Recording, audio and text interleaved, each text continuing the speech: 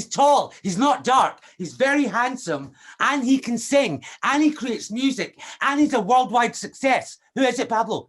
We're talking about Bally Sagoo. Mr. Bally Sagoo. Yes, yes. Bally, how are you? I'm very good, guys. It's nice to talk to you again. I know. You know what? Can I just say, I've not noticed this before, but what's that tattoo going on your arm? Oh, this is just my kanda. I see. Got it done a while ago when I was out in New Zealand. Yeah. Beautiful day like this, man. You got to wear a t-shirt, you know? Well, yeah, I just about put some clothes on coming to do this interview.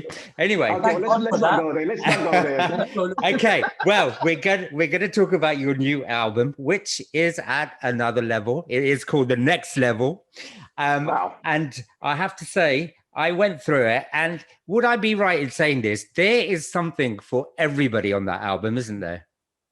Wow. I'm so happy you said that, because that was my main aim. Can I get all the genres and all the age groups and all the people around the world to connect as one and hopefully entertain them with something, no matter where you're from? And yeah, that's exactly what I try to do. But you know what, especially in this time and age, everybody wants to get together, and that album's got something for everyone, from your parents to your grandchildren to whatever. Well done. It was, man. You know what, it was like listening, like you're kind of going, it takes you down memory lane, but it's a kind of fresh memory lane because of the new material. And then you have some stuff that's completely now, not that the rest of the album isn't, but you can see the influences. And I have to say, there is a Bhangra track on there. And two Bhangra tracks. Well, my favorite one is totally the old school one where you can just see everybody dancing at the wedding. Bhangra Jawan Ho Gaya. That's it. Yeah.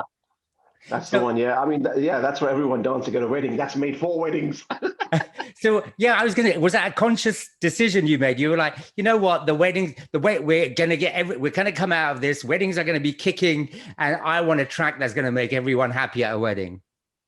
Yeah, absolutely. This is a very feel-good track. You know, this is a very, modern, old-school track. It's straight out of the 80s, it's straight out of the 90s, out of those dodgy VHS video recordings you get of weddings, It's one of those tracks. And it sits today, and it sits in those days. And it's proper Desi Bhangra. It's not like it's too trendy.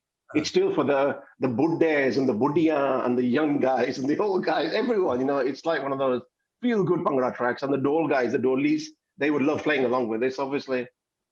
What made you decide to go on this? Because it's like nobody's doing this now. You've like started a new trend. Well, I'm glad I've done that, because people don't do albums much anyway. And I thought, okay, you know what? I should be doing albums, because you've always had albums from me. I've always done albums. And why would I change that now? And I think more and more people will be doing albums anyway. And this is something in the making for the last couple of years. Right. And the biggest, hardest thing was, people are always expecting me to do the same thing that I've always done. And it's like, it's a shame, I can't keep creating those songs in that time and that era, because that was very special to you when you were at a certain point of your life and a certain track clicked to you. I mean, you can't keep telling every artist always, can you make that same track again? Or can you make that same thing again? And it's like, I wouldn't even want to try to do that. It's a very difficult thing to do. But I understand when people say, we want some Bhangra music, we want a bit of Bollywood, we want a bit of UK urban underground. So I kind of put all those things together. You want a bit of reggae, you want a bit of house.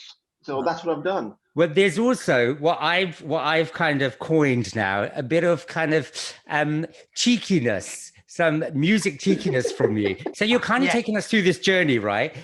Firstly, it's the wedding. It's the wedding. And then once the wedding's over, you get a track like Challi Pe Kianu. So that's a warning, isn't it? Wow. I'm amazed that you've actually said that as well. Yeah, I'm actually Pekianu. I mean, this is really hard Pindu Punjabi, but really on a different level. I mean, this is a completely, a mainstream track with a typical uncle, auntie having a little argument about, I'm leaving you. I'm going back to my parents' house. You're always drunk. You can't control yourself. Look at the state of you. Every night you're a drunk guy. See, I used to text Bally all the time when my parents were just at one. I was like, guess what he just said? So that's the story about Najali Bekianu. And I've completely twisted it, like made it into a very housey dance track straight from the UK. But it's a very hard Pindu song. And the singers themselves are like, wow, we didn't even sing the song like this, because when they sang it, they sang it to a whole different groove. I gave them a very typical Bhangra groove, because if I would have given them this beat, they would have been lost. They would have been totally lost. So I twisted it up and I stretched their voices, and then when they heard it, they were like, oh my God, we become gores. We become gores now. It's very clever. I'll give you that. And it's very catchy. And you're right. Actually, culturally, it hones into how we know our parents. So many of us. Yeah, It's it's kind very of, you made me feel like my mom's got blonde hair and a wig with high heels. I can picture it. I'm telling you. It's very bubblegum. It's a very bubblegum song. I mean, yeah, it's a very bubblegum song, you know. So is Bhangra back now from the UK Bhangra sound, which is huge? Is that what you're recreating and get others to do? Because it seems to have died out here in the UK. Yeah, I mean that's a different level there completely. Really, I think that the UK Bhangra scene is actually non-existent, to be honest with you. We don't really do that much Bhangra anymore now. Everyone's become very, very more trendy now. Only a very few people do the real, very traditional Punjabi Bhangra music, and not just here. Same in India. Those guys out there, they've become very modern now. They've become very trap. They've become very sort of, we want to have all that Drake sound. We want to have all that R&B hip hop sound. So very few people are still coming up with very old school compositions, sounds, songs that are straight from 80s and the 90s that me and you were dancing to in our normal weddings and birthdays. So I think people hopefully will start doing that, because, it's always about people trying to change things and doing things. And I've never gone with trends anyway. I don't follow trends. I've always done what I feel that I enjoy doing. Bally, you don't follow trends. You make trends, man. You make trends. I do what I enjoy doing. If I want to do a sexual healing Indian style, I'll do it. If I want to do a very Sufi style song, I'll do it. That's why I can kind of touch a lot of audiences, from Pakistan to India to Bangladesh, and then you got the white, Black American audiences. So there's a lot of age groups and people that I'm trying to cater for. If you like your really mellow, chill out songs, which is what I love doing, there's a few of them on the album. Not everybody likes chill out songs, but I do. You've got like, it's like Pyar Nahi Milna and Aaja Nachle, which is great. I love that track as well. But one standout, not that the album isn't standout, but you'll understand what I mean. If anyone knows me and they know my personality, it's slightly over the top. Mera Mascara. Now, can you just explain to me how dare you do such an over-the-top, great, outrageous track, and where did that idea come from? I mean, can you just the title itself? I mean, I think Mera Mascara Bada Menga hai, and I'm not going to cry, and I'm not going to cry over you, mate. Obviously, Dev Shikanduri, she wrote half of the album, and then it's a Western line, but it's obviously done in Indian now. And I think, how do I make this into a peppy song rather than making it into a sad song? She's very like, I'm not going to cry over you now. I've got over you now. And I'm not going to ruin this expensive mascara. And so I've kind of twisted it like that. And I put a bit of a soft Bhangra to it as well. I put a bit of a dole. The dole comes in only on the choruses. Right. So it's not all the way through. So it was getting too Bhangra. I don't want this to be a hard Bhangra song. I want it to be like Longwacha. It's very soft. It's a very girly song. And this song is for the girls. I mean, obviously all the girls can relate, boyfriend, husband, whatever, lover has betrayed them. They don't want to ruin their makeup.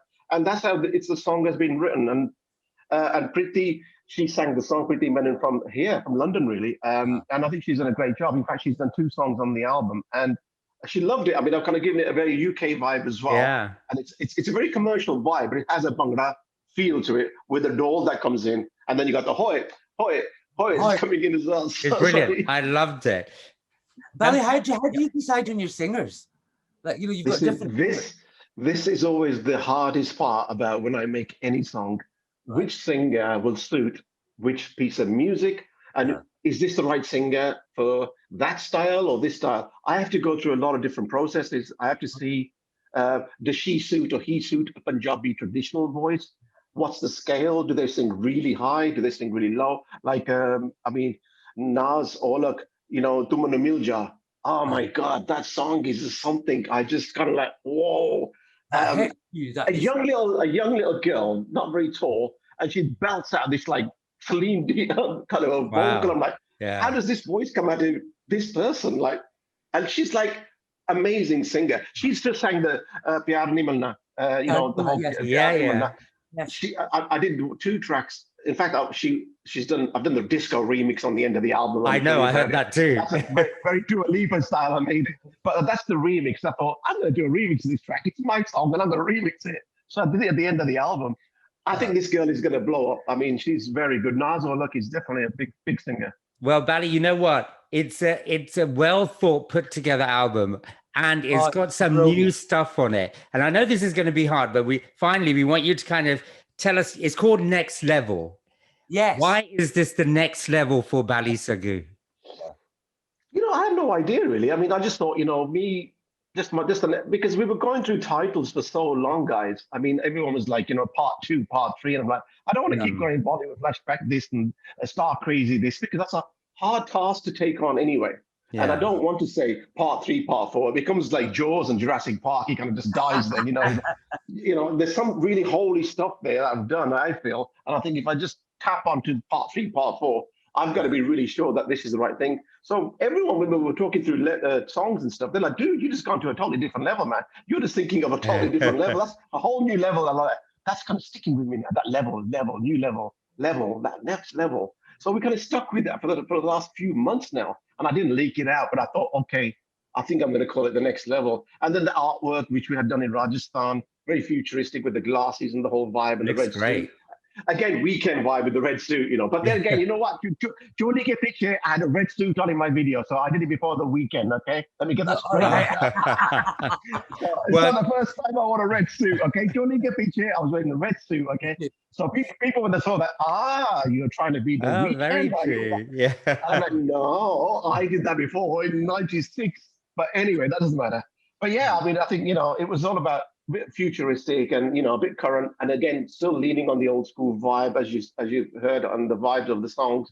There's a whole mixture of sound, and at least I'm comfortable and proud to say whenever you play each song, it doesn't sound like the first song or the second song. I've kind of completely changed all the dishes. I've kind of given you a different dish and a different cuisine, and I've tried to do that with the music. So whether you like your reggae, a whole nice reggae vibe, that's there. Whether you like your hip hop Eminem vibe with the next level intro, it's an American guy, and he says, okay, I'm gonna give you a very Eminem vibe, I'm like, cool, man, just talk about next level and whatever. And then he did that intro, and then I didn't even want to call it the intro. I said that's a song itself. So it's not even. I was going to say it's a song in itself. Yeah. Yeah, it's a song in itself, because when I did it, I thought this is not an intro, this is a song.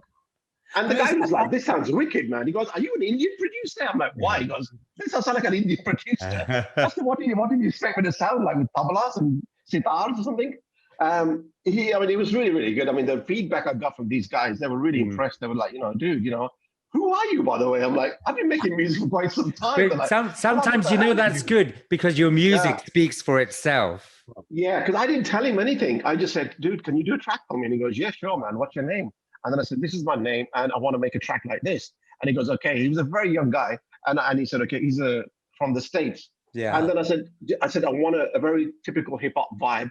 And this is the topic. There's no swearing. There's no cussing. This is radio friendly, okay? Family show. And he goes, okay, but hip hop has to be, I said, forget it. Just do it like how I'm saying. And then he just did it. And then I laced it up, I chopped it up, put it together, and I put the beat. And then, and then I thought, you know what? I'm not going to call this the intro. I'm going to call this a song. Next level. Well, you know what? Like we said, that the album sounds great, and best of luck with it. But it's like catching up with a mate talking to you. So it never feels like a chore or work. But it is. We sincerely mean this is really good. Brilliant. So well done. Thanks, Raj. Thanks, brother. Take this to the next level. I tell you what the funny thing is. You know what? Everyone that calls me now, you know what they say? Can we get a free CD? I think of the 90s. I'm back in the 90s now. I'm like, I haven't spoken to you in like 12 years. And you're like, can I have a free CD? What do you ask how I'm doing? How are you? You're like, hey, dude, can you send me a free CD? Thank God I didn't ask my next question. Bally, you take care. Yours is here, guys. It's there. It's in the post. Right, done. Look after yourself. Hey, guys. All right, bye-bye. Bye. Bally Sagoo there. Thank you. Oh, thank you. Rukus Avenue Radio.